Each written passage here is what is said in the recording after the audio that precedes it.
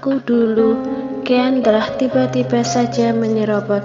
Apa sih Ken? Aku aja. Kendra dan Kenzo saling berebut turun dari mobil karena mereka berdua tadi sama-sama duduk di kursi belakang. Ini kenapa sih? Turun dari mobil aja pakai acara rebutan segala, lerai Anissa sambil menoleh ke belakang. Lagian itu pintu ada 2, kenapa harus berebut di satu pintu?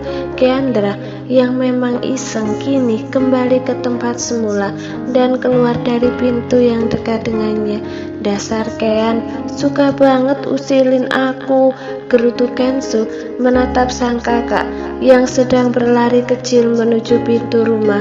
Ken yang sabar ya sayang, ngalah aja sama Ken. Ken kan laki-laki, ujar Anissa sambil membuka sabuk keselamatan yang masih melilit di tubuh. Tapi aku adik bu, Ken itu kakak, kan biasanya kakak yang harus ngalah sama adik. Tapi Ken lebih sabar daripada Ken. Anissa tersenyum pada putranya yang cemberut. Ia sadar perbedaan mencolok di antara kedua anaknya. Kenzo memang lebih kalem dan penyabar, berbeda dengan Kendra yang justru sebaliknya ditambah keras kepala.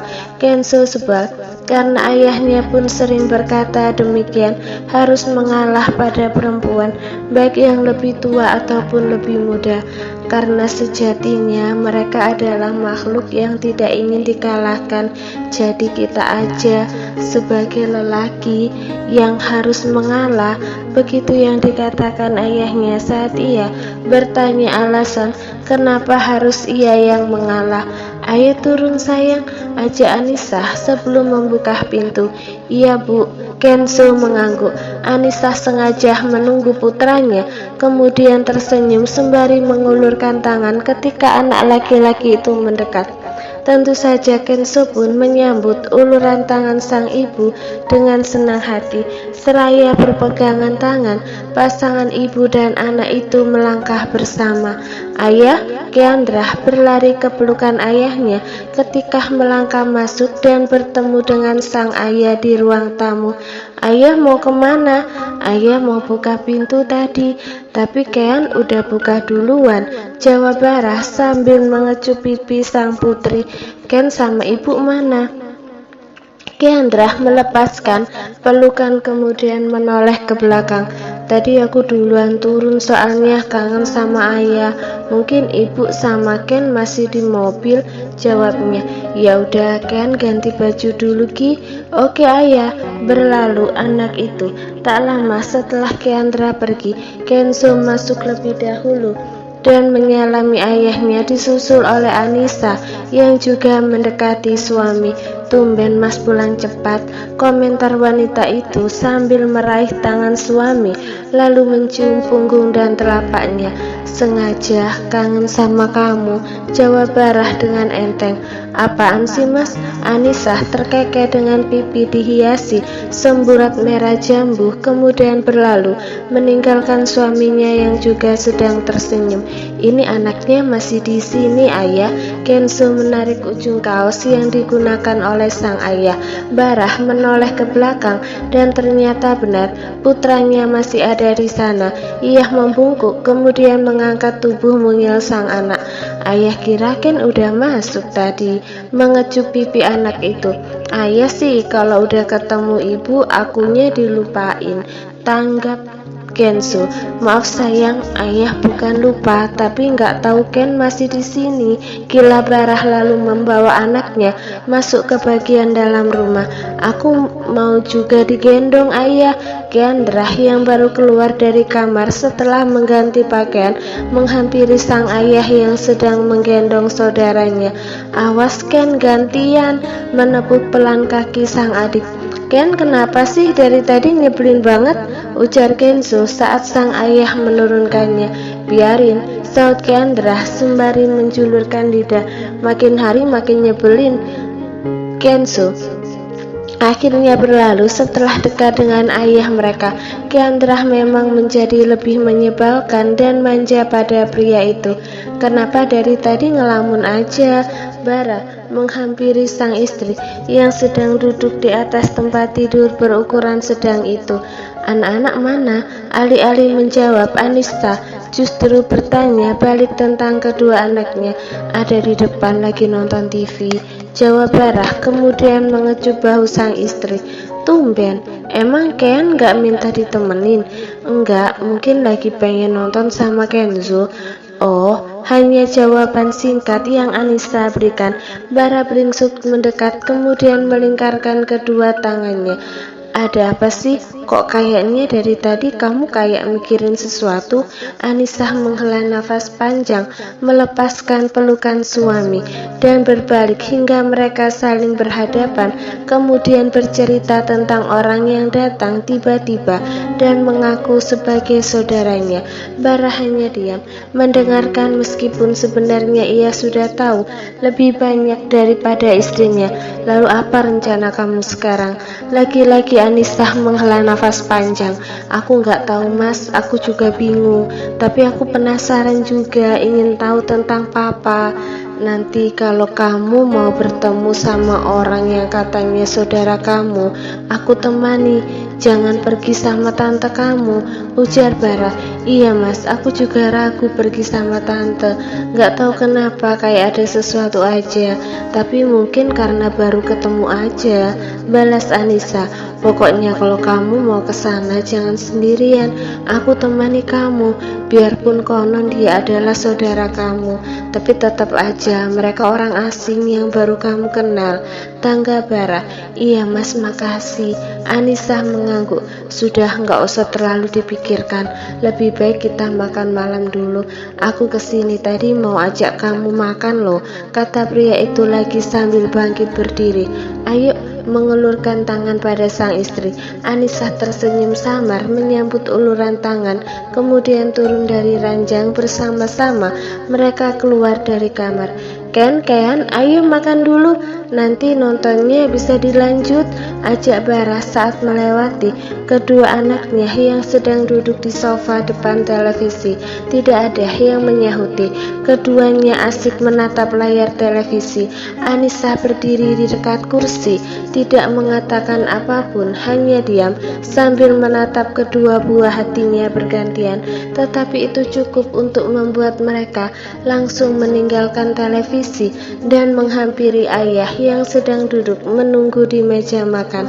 Bara terkekeh. Ayah bilang juga apa? Kalau dipanggil itu cepet nurut daripada ibu marah, ujarnya. Anissa segera menyusul anak-anaknya setelah matikan televisi, duduk di samping suami, berhadapan dengan Kenzo dan Keandra. Nah, ini makanan yang mama kirim, tanya Anissa. Ibu mertua sempat mengirim pesan agar ia tidak memasak untuk makan malam karena akan mengirimnya. Iya, tadi diantar sopir, angguk Bara membenarkan. Pasangan suami istri dan dua orang anak itu pun menikmati makan malam mereka dalam suasana hangat. Kenapa handphonenya cuma diliatin? Bara mendaratkan diri di samping sang istri yang sedang duduk di sofa depan televisi, menemani anak mereka menonton sampai batas waktu yang sudah ditentukan. Ini coba deh mas lihat. Wanita itu menyodorkan ponsel pintar miliknya pada sang suami. Tante Aryani, tanya lagi kapan aku kesana. Coba kamu tanya aja alamatnya di mana. Kamu bilang kalau udah memungkinkan kamu nanti kesana sendiri, ujar Bara. Ia sebenarnya tahu alamat rumah orang yang konon adalah kakek dari istrinya, tetapi sengaja ingin tahu reaksi Aryani. Anissa mengangguk, menuruti apa yang suaminya katakan. Tak lama setelah pesan terkirim balasan pun masuk.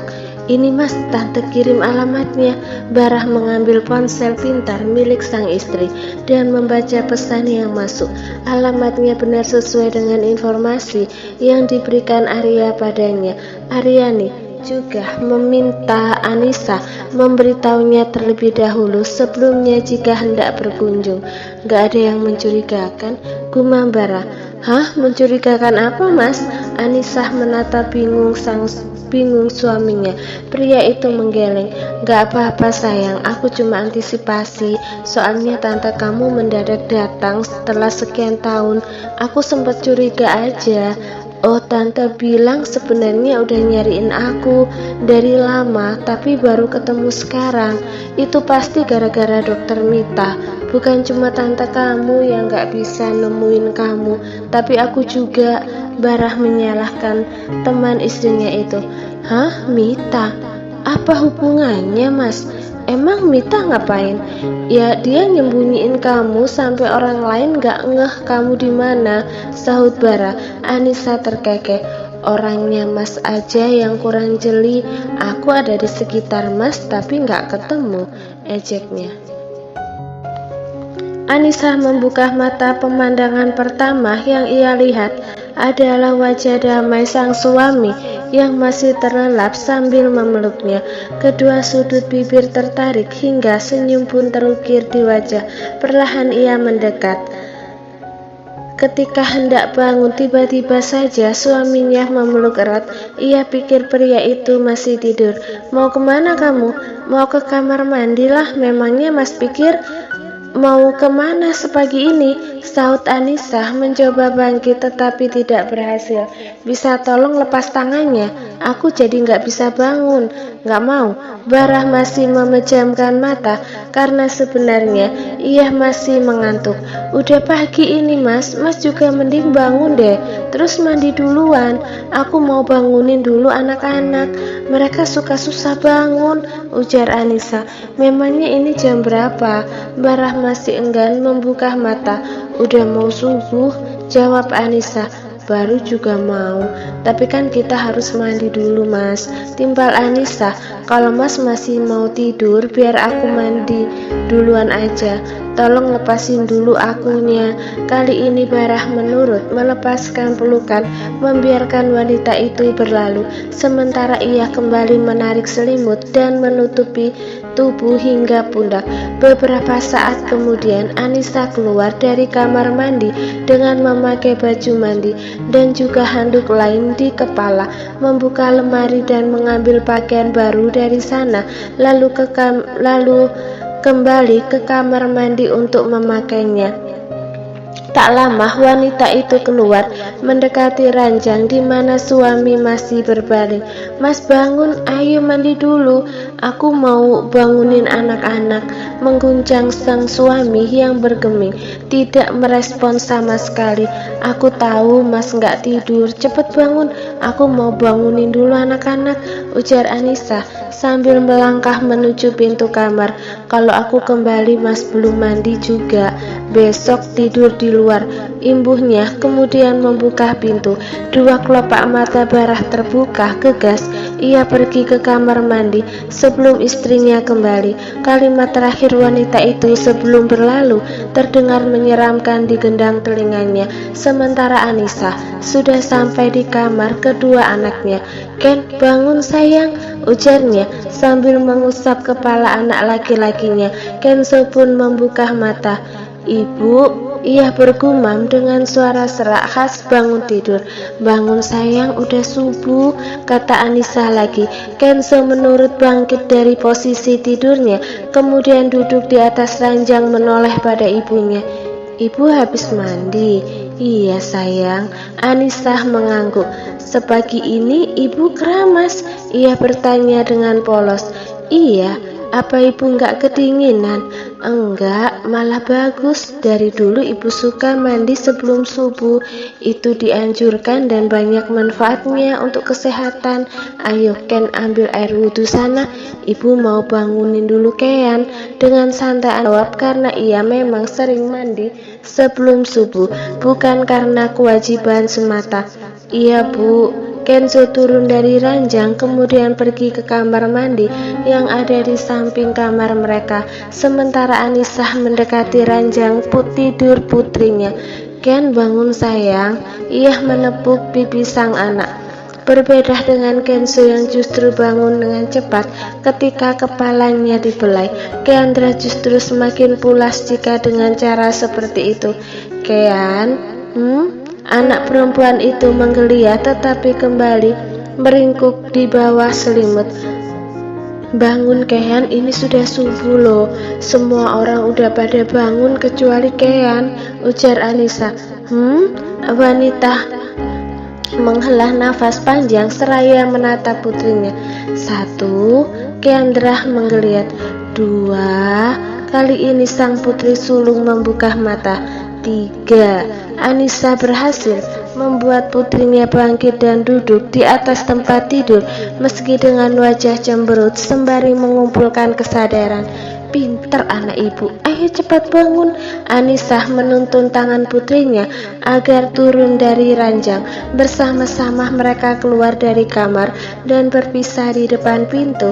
Keandra berdiri menunggu Kenzo yang masih berada di dalam kamar mandi sementara sang ibu kembali ke kamarnya.